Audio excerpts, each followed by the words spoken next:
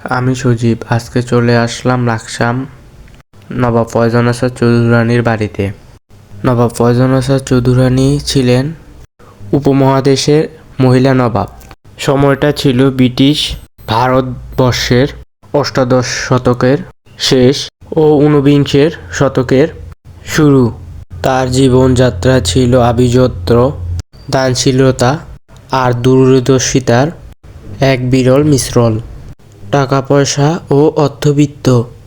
তিনি ছিলেন হুন্নাবাদ পশ্চিমগাঁয়ের এক বিশাল জমিদারির মালিক।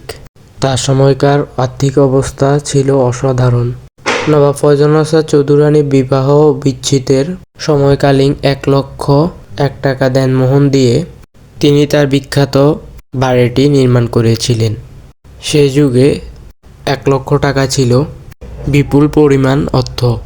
তিনি 1899 সালে কুমিল্লা ভিক্টোরিয়া কলেজের নির্মাণে তৎকালীন 10,000 টাকা অনুদান দেন। তার জমিদারির অধিকাংশ আয় ব্যয় হতো হাসপাতাল ও জনকল্যাণমূলক কাজে। এইসব ঐতিহাসিক লেনদেনের বিবরণী আজও তার মহত্বের প্রমাণ দেন। তার রেখে যাওয়া অনেকগুলো স্মৃতি।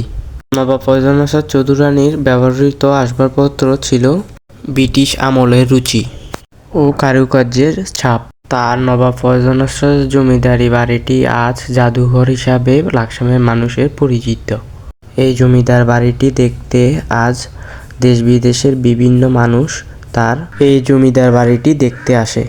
লাকসামে এই নবাব বাড়ি বহু বছর অযত্নে আর অবহেলায় বাংলাদেশ জাতীয় জাদুঘর হিসাবে 2023 সালের 6 নভেম্বর এই বাড়িটি নবাব ফয়জান আসাদ চৌধুরানী জমিদার জাদুঘর হিসাবে উদ্বোধন করা হয়েছে।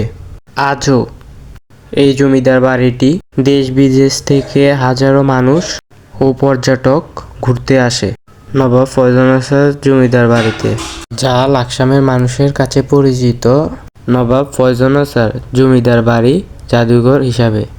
দর্শনার্থীরা আগ্রহী হিসাবে এই ঘরে এসে জানতে চায় যা যা সংরক্ষিত আছে। ঐতিহাসিক আসবাবপত্র।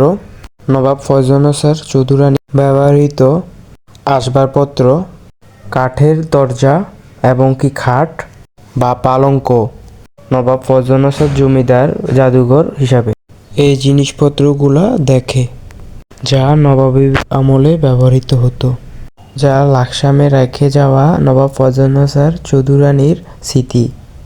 তার আসবাবপত্র এবং কি তার আমলের মুদ্রা, যা লাকসামে পর্যটক এবং কি বিভিন্ন দেশ বিদেশ থেকে এসে মানুষরা দেখে। তার রেখে যাওয়া নবাব ফয়জান আসাদ চৌধুরানীর স্মৃতিগুলো।